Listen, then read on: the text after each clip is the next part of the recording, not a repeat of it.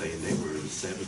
I'd like to call the special council meeting to order. 7 inch depth. And I'm called upon Reverend Secretary to do the invocation if you will.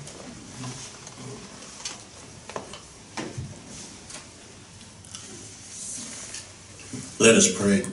Father God, we come thanking you, Lord God, for all the blessings you bestowed upon us. We thank you for allowing us to convene one more time, Lord, that we might take care of the business of our community and take care of our citizens whom we have committed to look after, Lord God. We ask that you come into our midst, be for us what we need you to be, what we cannot be for ourselves. Bless us as only you can bless. Bless our land, O God. In Jesus' name we pray. Amen. I pledge allegiance to the flag of the United States of America and to the republic for which it stands, one nation, under God, indivisible, with liberty and justice for all.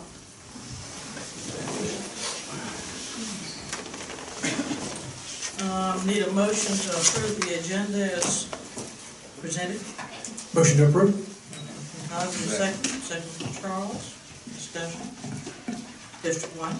District 1 votes yes. District 2. Yes. District 3. District 3 votes yes. District 4. District 4 votes yes. District 5. Yes. And District 7. Yes. And I vote yes, thank you. And new business. We got the approval of funds and a contractor for remediation on the Wellington water tank. Ted, do you think you need to? Yeah, we'll do a quick overview. If y'all recall, on August 13, 2015, Lexington County awarded us $125,000 in CDBG funds to go towards the remediation of the Wellington water tank. This project is part of our DHEC consent order to remediate all 3 water tanks.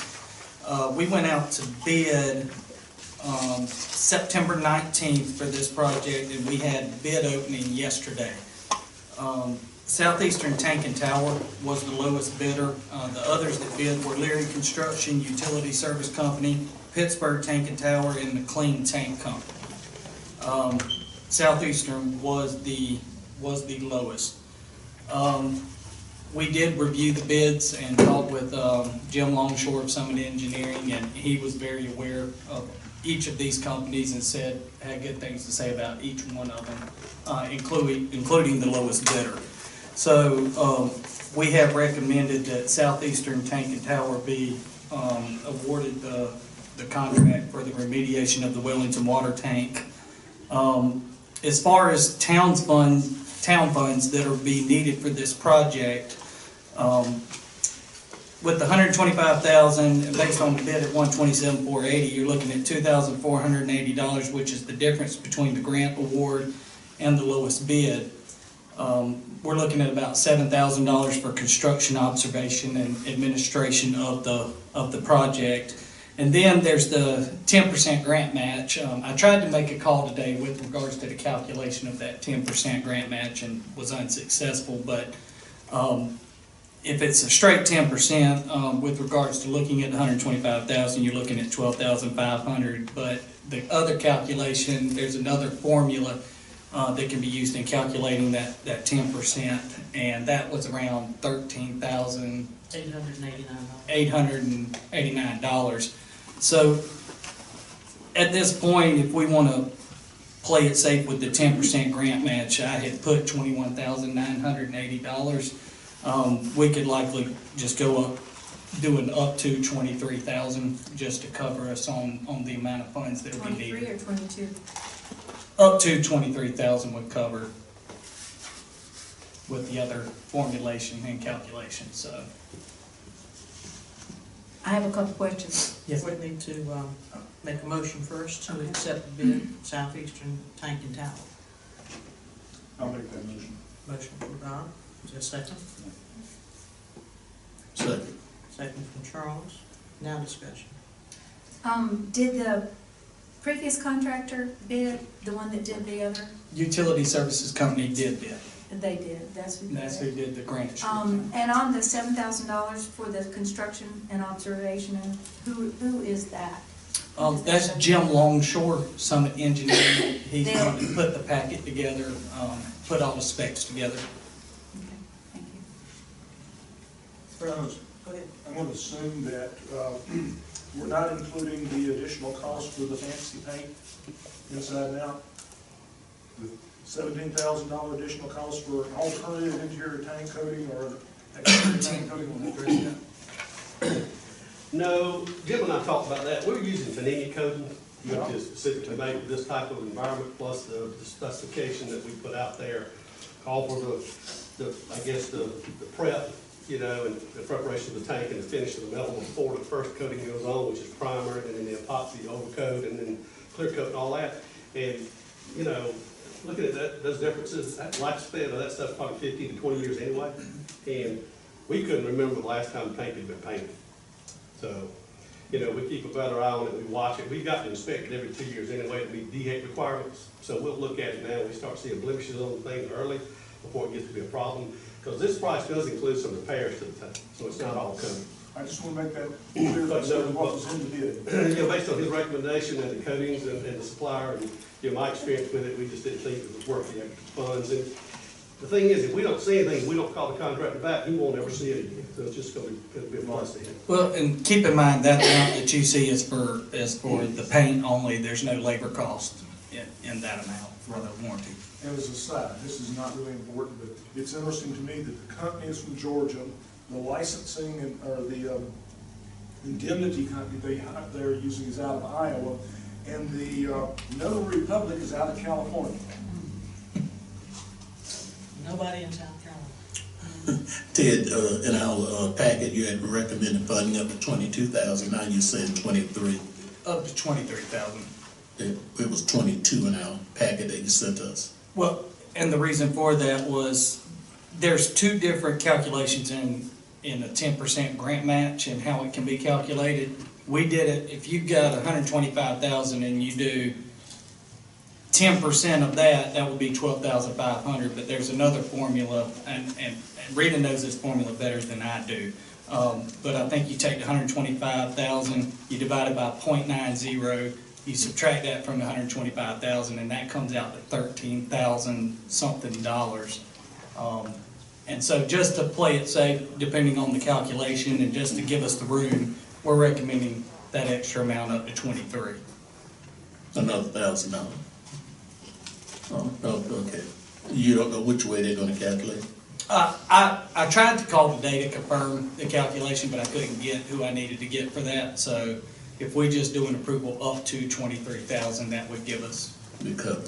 the coverage. So you're saying wiggle room. Wiggle room.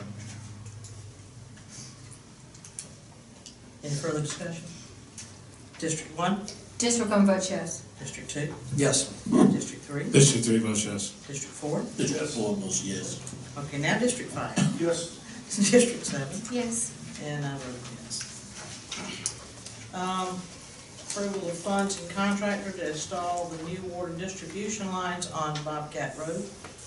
I'm gonna let Tim Shumpert handle the next two items on there with regards to the bidding for Bobcat Road and Bob Sharp Point. You wanna fill in a little bit of the detail? Well, for Bobcat Road, we need some additional funds of about $5,900. What happened was when we submitted the plans to DOT for encroachment permitting, they rejected our first application because we got open cut across the creek that has a 5-foot terracotta pipe on it, and there's plenty of cover area of pipe. But they would not let us put an open cut over that pipe. The only option, two options we would have had was directional drill, which is what they recommended, or we'd have to go outside the highway right away and buy easements and then install it that way.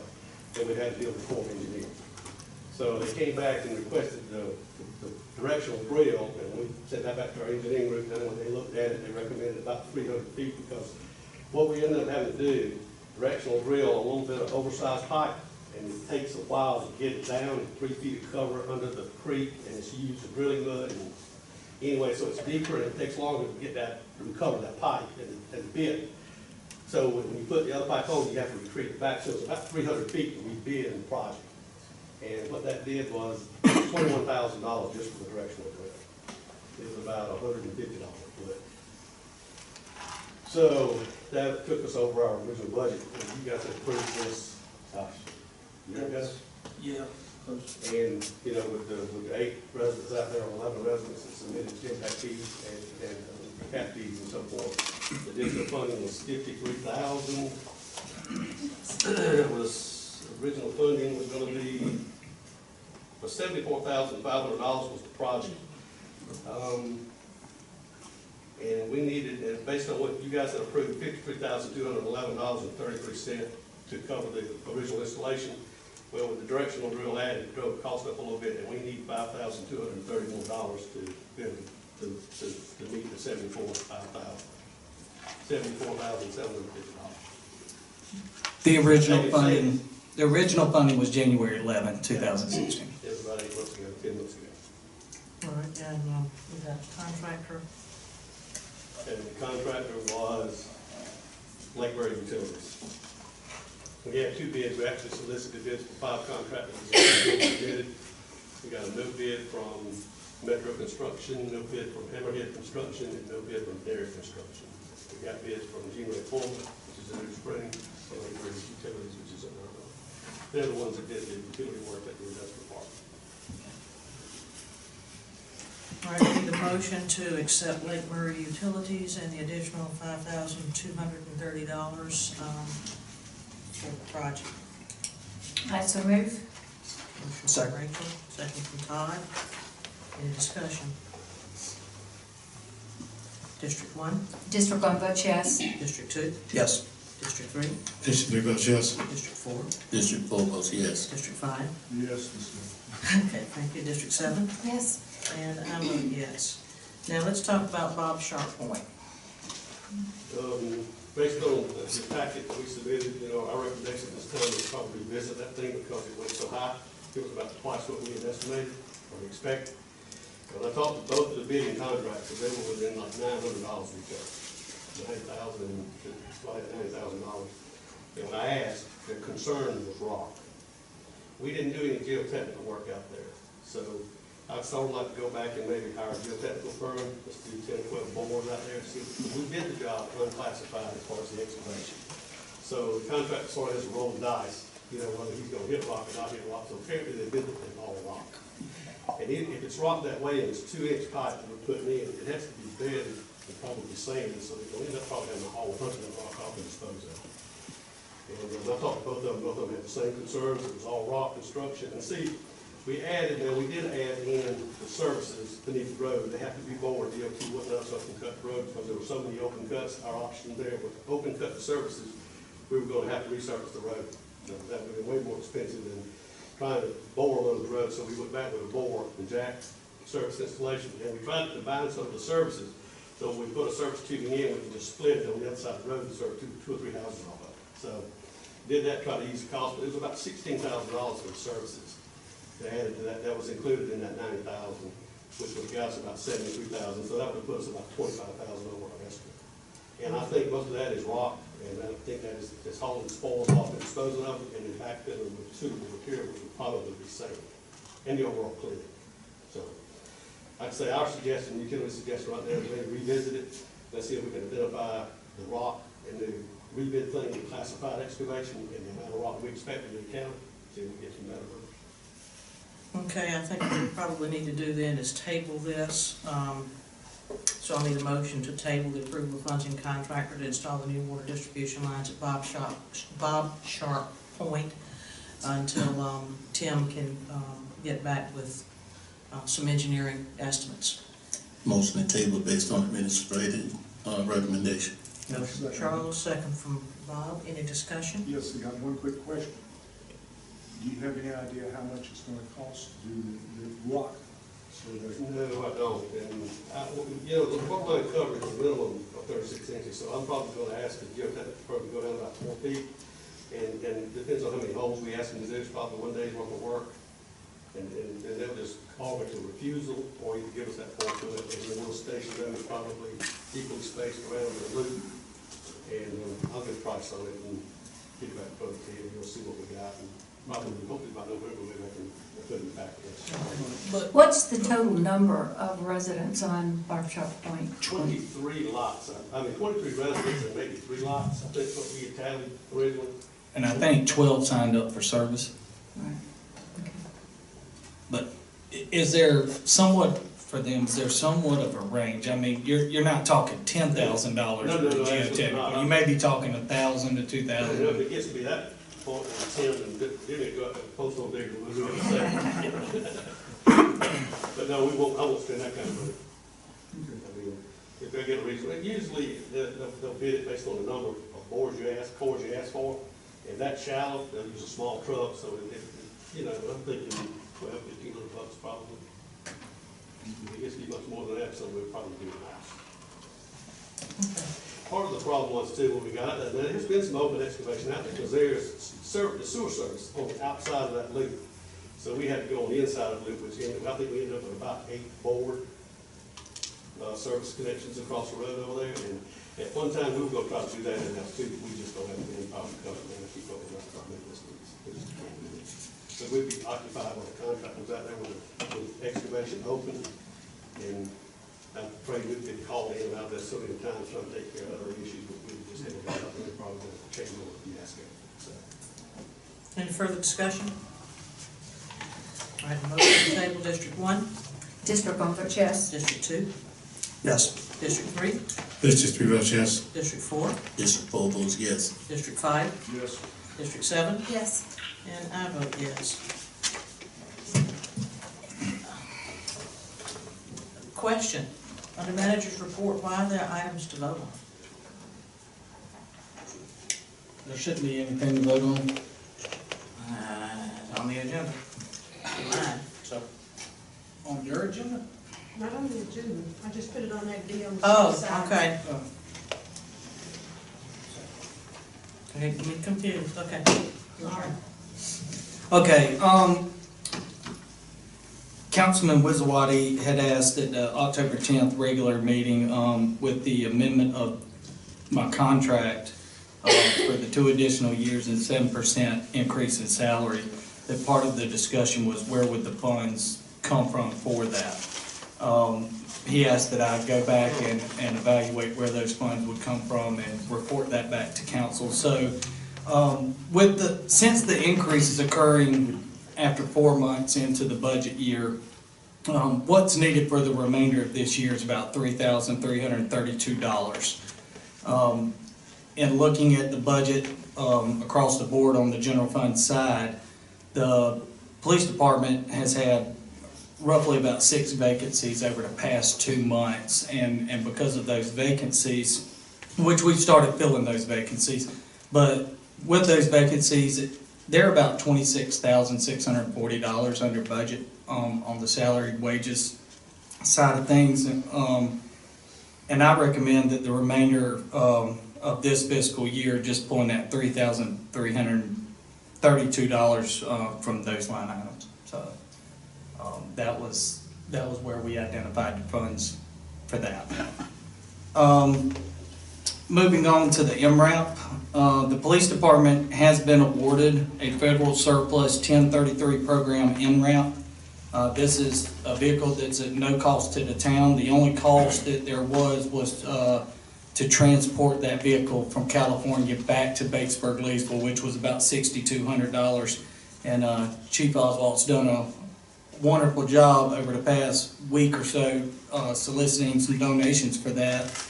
And thanks to Sheely's Barbecue, Wiz's Eatery, Berwick Off-Road, Palmetto Propane, Oswalt Lumber, Oswalt Movers, Walmart, and Fisher Tank, all of those companies came together and donated enough money to transport that vehicle back, so that would be no cost to the town. As far as the MRAP itself, if there's any questions about that, there's 7 departments in the state of South Carolina that are getting an MRAP this year, if I remember that number correctly, and there's 90 nationwide as a part of the 1033 MRAP program. So if there's any questions with regards to the MRAP, we'll let the Chief talk about the vehicle if there's anything. But What are you going to do with it? Well, The vehicle it's a rescue vehicle, basically. And speaking to police departments around the nation, matter of fact, just today, I talked with Chief Green in Lexington City. They got one about 2 years ago. I talked with Columbia PD, they got one about 2 years ago under the same program. A lot of departments in the state have them. And they had a variety of uses. Of course, the first obvious one is rescue during active shooter. If you've got an active shooter situation, this is the vehicle that you can get police officers in, and you can get wounded personnel out safely, because it can withstand, of course, small arms fire with no problems to the vehicle. And it's been used for that in many cases happening. Other cases, matter of fact, Chief Green said he used it today. They had a hostage situation in Washington City, and he used it today in that hostage situation.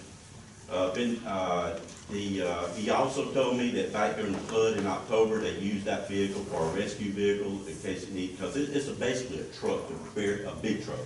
Ours is smaller than Lexington PD's. No, ours is actually smaller than Lexington. Lexington got the big one, the 6-wheel, and we're getting the smaller 4-wheel one, which is what I wanted before. We've been requesting one for about 3 years, and the bigger 6-wheel one was the only one that was on the agenda as far as giving out until recently. Now they started giving the 4-wheel one out, which is the one that Columbia PD has. But it's been, like I said, during the flood, it was used by Lexington City. They said they had theirs out for that situation. So it's basically a dump truck, an armored dump truck is what it is. So it's an international. That's another reason we wanted this one. It's not a specialized built unit like the Oshkosh or the Conley, which is what Lexington City has. This is basically an international truck that's armored, and all the parts are an international truck.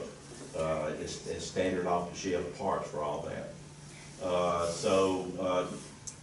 Lexington City has also said, Chief Green told me today that he uses it. Matter of fact, I mentioned to him that I saw it in the paper just a couple of days ago, and he said they were using it for their Toys for Tot drive and getting out, because the kids love it. They love to get on it. They're filling it up with toys for the Toys for Tot program, and different situations. Like, of course, Columbia always puts it in the different parades they have. They put theirs in. And for those situations. So things like that is what it's used for. It's been used for in other departments. Of course, you always hope you never have an active shooter situation, but history has already shown us, unfortunately now, even, I was thinking like when a couple months ago when the shooting happened at the elementary school in Townville, I had no clue where Townville was, because it's a crossroads community. And they had an active shooter situation there. So small communities are no longer excluded from situations like this happening. It can happen anywhere. You'd always hope and pray it doesn't happen, but it can. And these units have become very valuable in those situations, as far as getting, like I said, getting police officers in safely and getting injured people out safely, because it is an armored vehicle. Does it require specialized training to drive? Matter of fact, that's part of the requirement of the federal government and the 1033 program, that officers have training. It's not specialized training, but it is training. And I've already talked with the guard here, because the unit in Graniteville is what's called a route clearing unit, in that they use MRAPs, and they have people who are certified trainers in MRAPs. And so now Lexington City had sent their officers to Georgia as a place to train, but we go get Graniteville to send people here to train our officers. And matter of fact, when I told Chief Green that, he said he wanted to send some of his people to our training that we go do by the Guard, and the National Guard will give us a certificate of training on that, since they have people who are certified to do that. Is there a cost associated with that? No, there's no cost associated with Did you talk about estimated maintenance costs for limited use? it. It's, like I said, basically it's an international truck. It's off-the-shelf parts. There's no specialized parts to it except for the armor, and the armor's not going to be maintenance. There again too, but I did pose that question to Chief Green today, and I did pose it to Columbia PD. Chief Green said that he had normal oil change stuff that he'd done to it. He said the only thing they'd done to theirs in the 2 years they had it, it was their own fault. They had not released a part brake properly, and it messed up the brakes, and it cost them $300 in parts to fix the brakes on it, but that was their fault. They did that themselves and not releasing the part brake properly. one of the officers did. But as far as routine maintenance, no, and he said they haven't done anything to it other than change the oil and stuff like you normally do. So it would not be a problem for our maintenance department service? Like I said, it's a standard international truck underneath. Okay.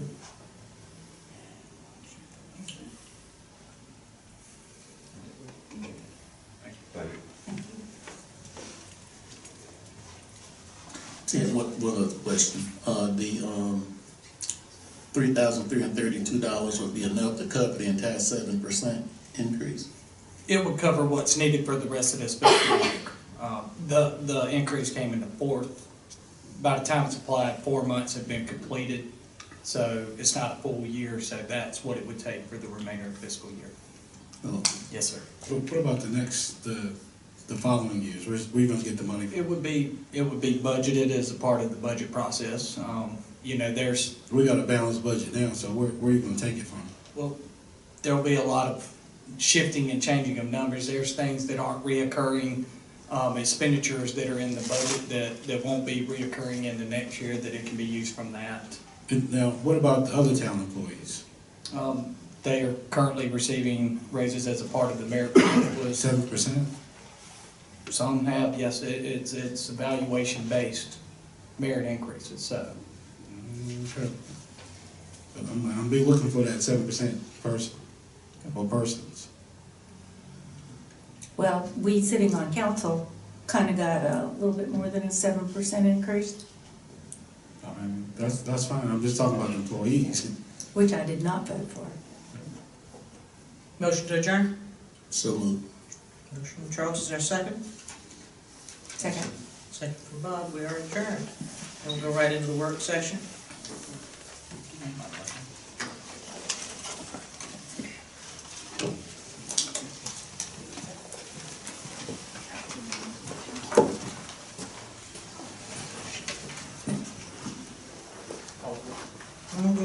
We're going right into the work session, I said. So we'll call that order. Unless we need to take a break. Anybody need a break real quick? Okay. There was a request to have further discussions about strategic planning, priorities and goals, and the thought was to come in here and allow council members to talk about some of their strategic priorities as a part of the strategic plan, and to just have some further discussion. So at that point, I know Councilmember Taylor wanted to, she's got some things that I know of, and I think it would just. Well, I'll be glad to start it out. One of the things that I wanted to bring up was a discussion about the hospitality tax that has been floating around the town for a while now. As a member of the Batesburg Business Association as well as Economic Development, I know there's been discussion there. There's quite a bit of support for that. I think it has to actually start here in council by finding out what the actual feelings are of council about looking into this and giving a directive to our town manager to actually bring us some facts, bring us some additional information. I've done some research on my own, but I would like to know what the other council members feel about the hospitality tax. Councilman Taylor, you said there has been a lot of support. Yes, sir. Where is that coming from? From the individuals that I have talked to. And like I just stated with the Batesburg Business Association, the membership there, as well as those in the Economic Development Committee.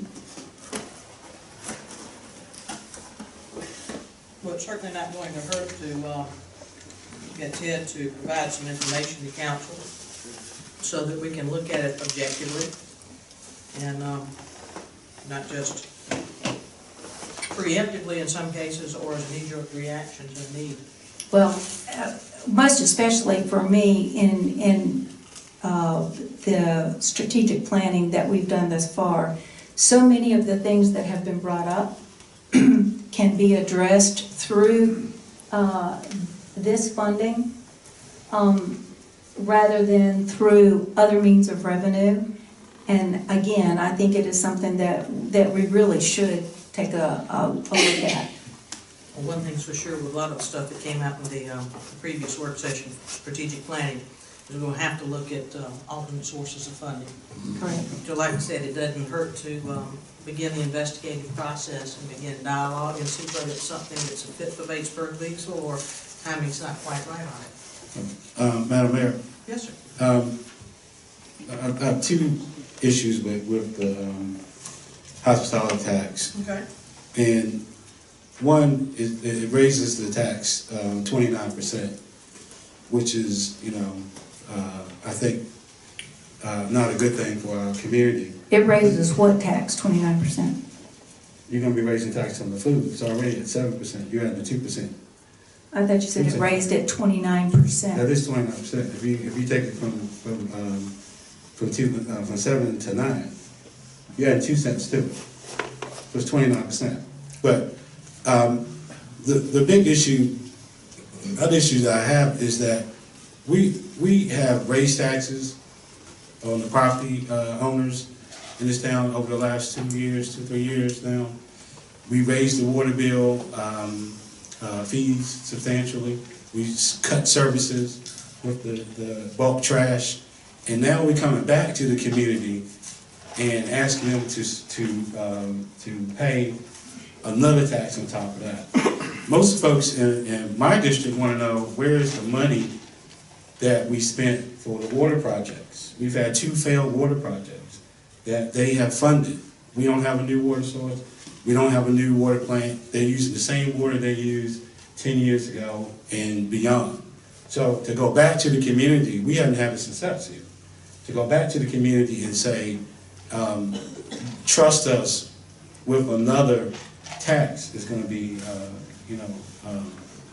a heavy lift. And I think that council should make this decision. I think that this should be a referendum that's put to the public so that we have a clear understanding that the public supports a hospitality tax. Well, I think that through the process, and that's the reason I would like to give a directive to the town manager to present us with the facts of what we can do, what it does entail. I would certainly think it would be where we had a meeting to actually present it to those that are interested. Again, I look at it as an optional tax in that you choose Optional. to. It's optional. You either eat out or you don't. And if you choose to, Lexington already has it, and I would dare say that most people that go that ever look at their bill realize they're paying that extra 2%. Yeah, but that's not the point. The point is that we don't have any tourist attractions in Batesburg. So the local people are going to pay the tax. And we have a tremendous amount of people that from out of town that... We don't have a hotel. We have one hotel. What are you talking about?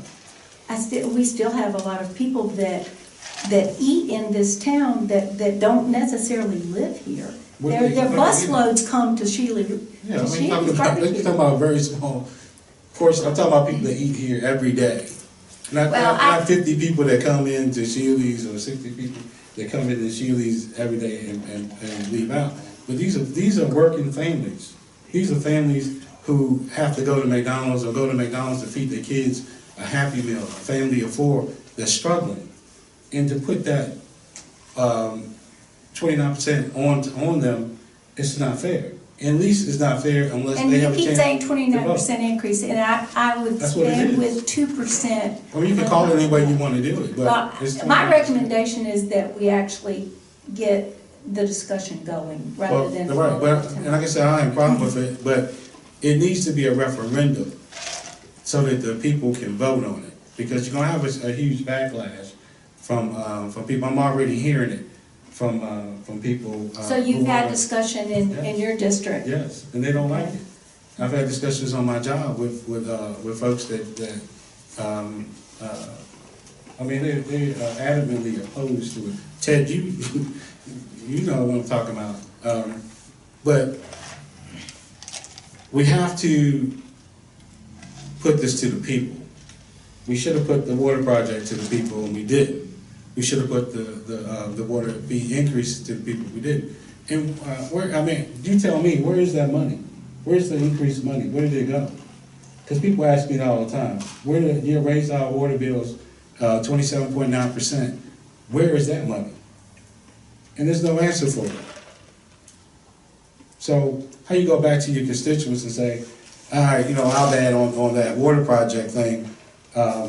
We're giving the town manager a raise, 7%, and y'all need to come up with another 29% on this hospitality tax.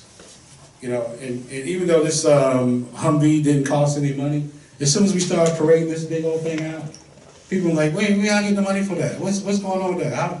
The optics of it is bad. The hospitality tax in Batesburg, the optics of it is very bad. And we need to take it to the people before we as council, arbitrarily and capriciously vote for this stuff. So you can look, you can try to stare me down if you want. This is my opinion. If you got something to say it. Councilman, could you explain again the 29%? Right now, I think it's 7 cents on food. Okay. You have another 2% on that. You divide 2 into 7, you get 29%. 29% increase. But a total of 9%. 9 cents. 9 cents, right? Right. I see. Okay. That would have to be, divide 2 by 9, because that would be the increase. Right. It's actually 22% of the percentage. We can apples, tomatoes, whatever. We need to ask the people before we raise taxes again, because like I said, we on a real streak here of consistently raising taxes and fees, and then we cut the services. Well, that could certainly be a consideration for council, but right now I think we need to get some facts first before we know what we want to present to the people. Well, I don't have any problem with that. I'm just saying, I think that's all. this is my opinion. I think that's all Ms. Taylor's asking for is, But she has her opinion, so that's. Sure, and I do. Ms. Taylor, I have another question.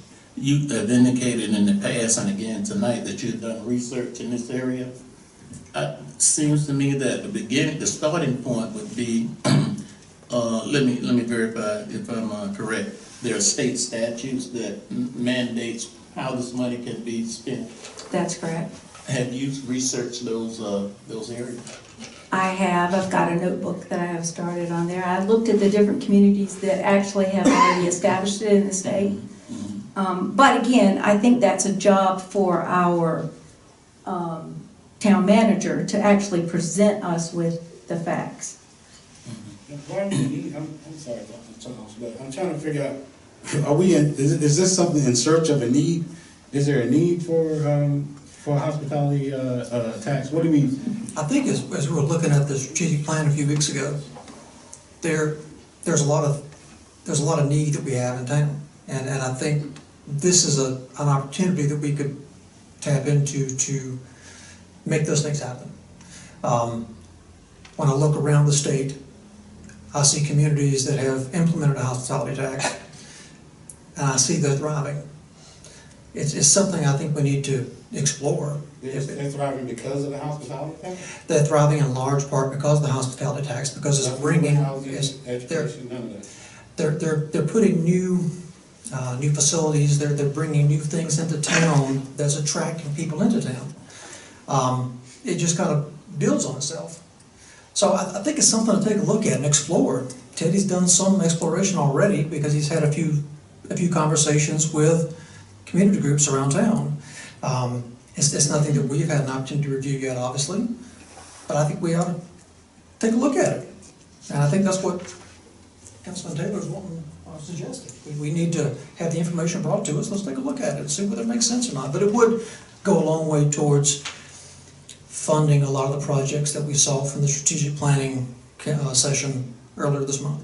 And this is good. These are good things for the community, for the people. These are good things for the people, for the community.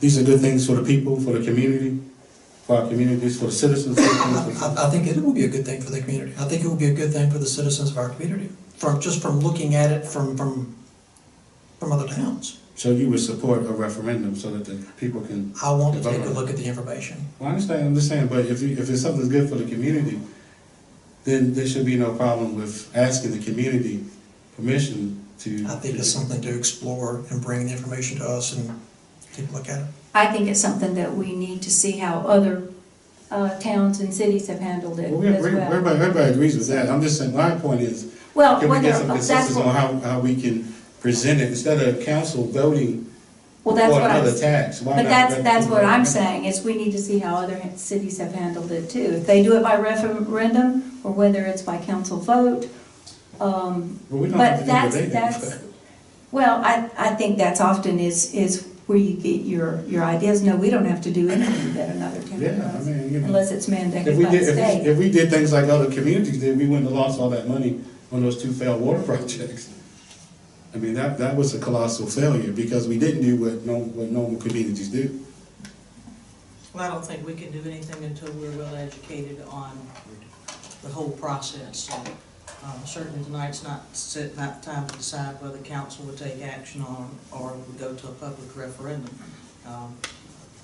Let's be educated first in the process and what it can do, what the state statutes say, the whole ball of wax.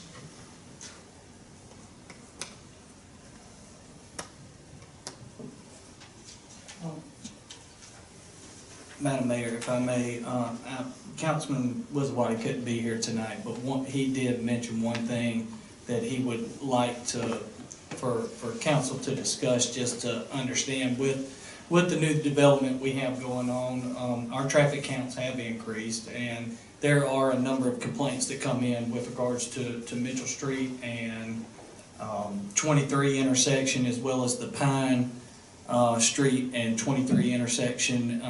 Just traffic in general.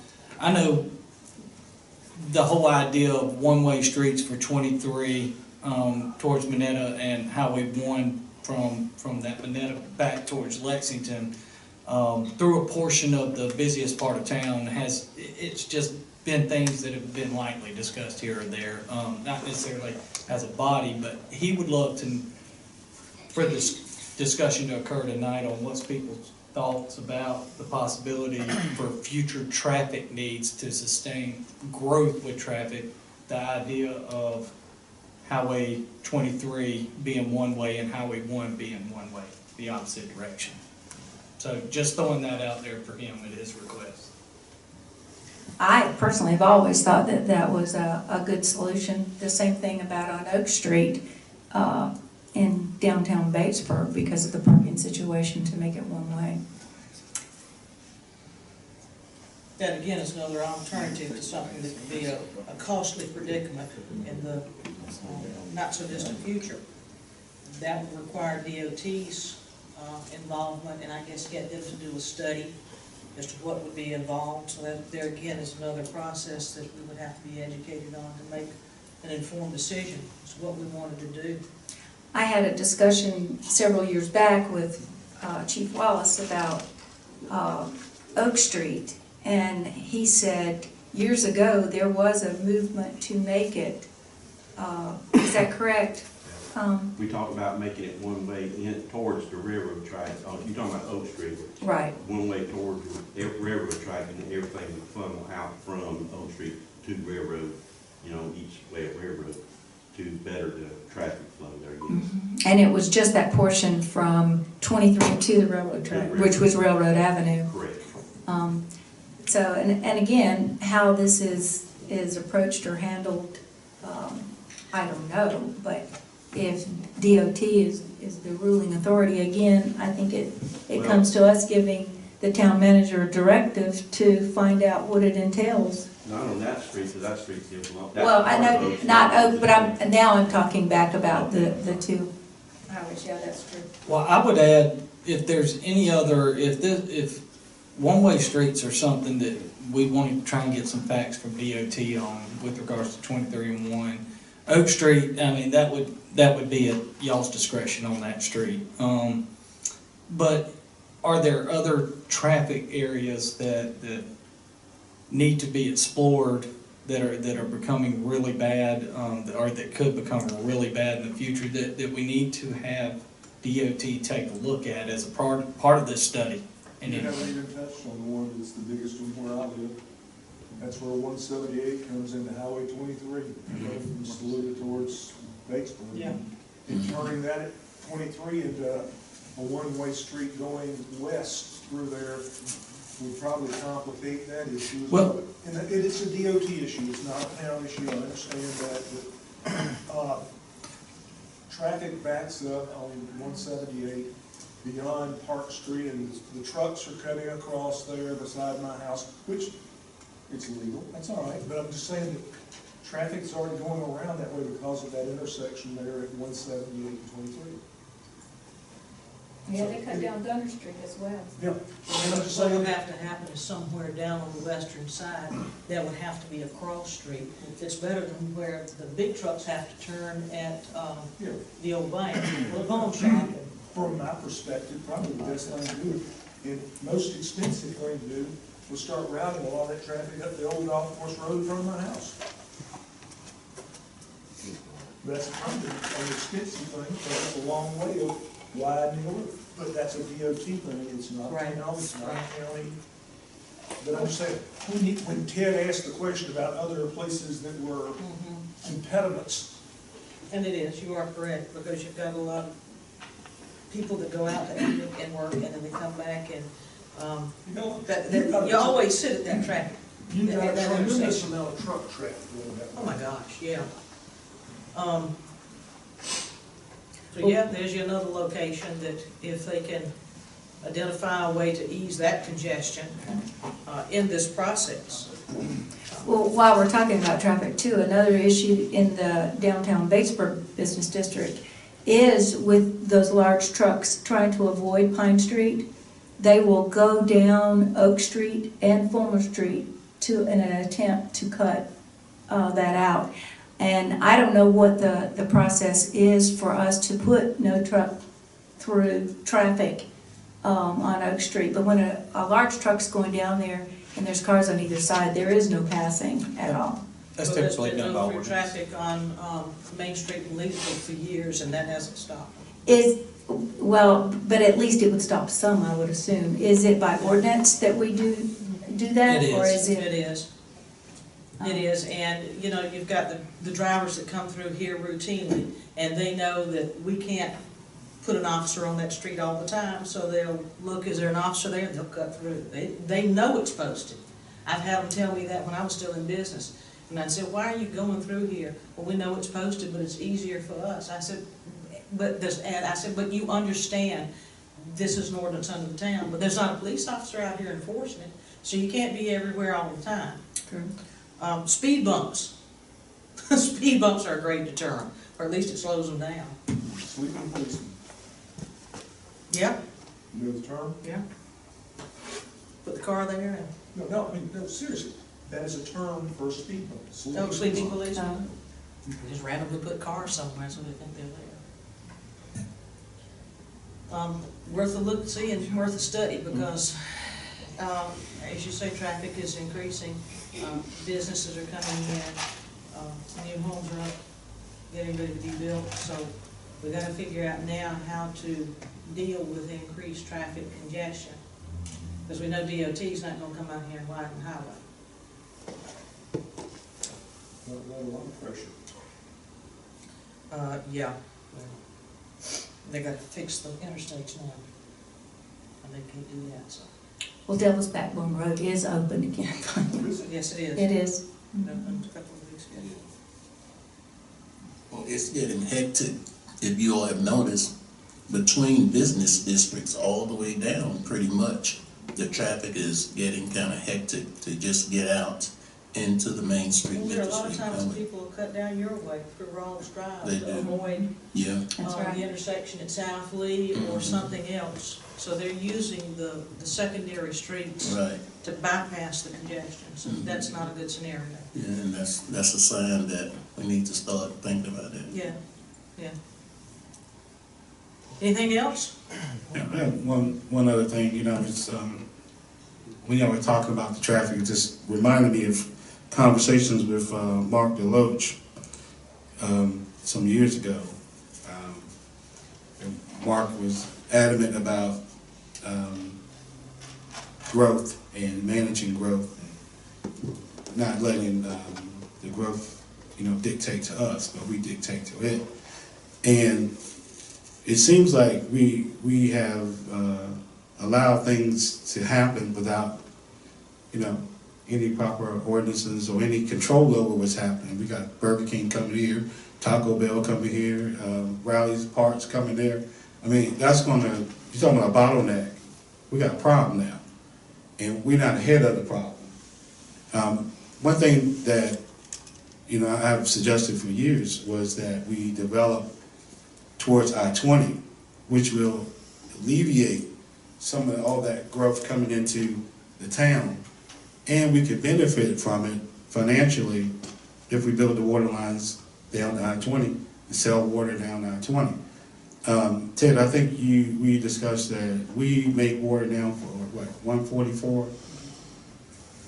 We could buy water from Newberry for less than that, for less than we can make water. We could probably get a long-term contract with Newberry to supply us water. And I think that's something that we need to probably look at instead of looking at how you build brick and mortar water plant, what it costs us to make water. When right now it's a really good time because Newberry has a surplus of water that we can buy it for right around $1, maybe a little bit more than $1. You can't make it for that. We just have to invest in some distribution pipes, which is still cheaper than a brick and mortar water plant operation. So I think we should look at that, and then we need to look at piping that water down towards I-20, where I talked to Joe Wilson's staff that we can do, and also Katrina Shealy, where we can do an industrial park, a substantial industrial park out on I-20, which will create real wage-paying jobs right on the outside of town. And we make the money from it because we're selling them water and sewer. So it's something to look at as opposed to getting everything crammed into Batesburg. And right now the Fortune 500 companies are dictating to us because we don't have no control over it. If they buy the property, they can build anywhere they want to build.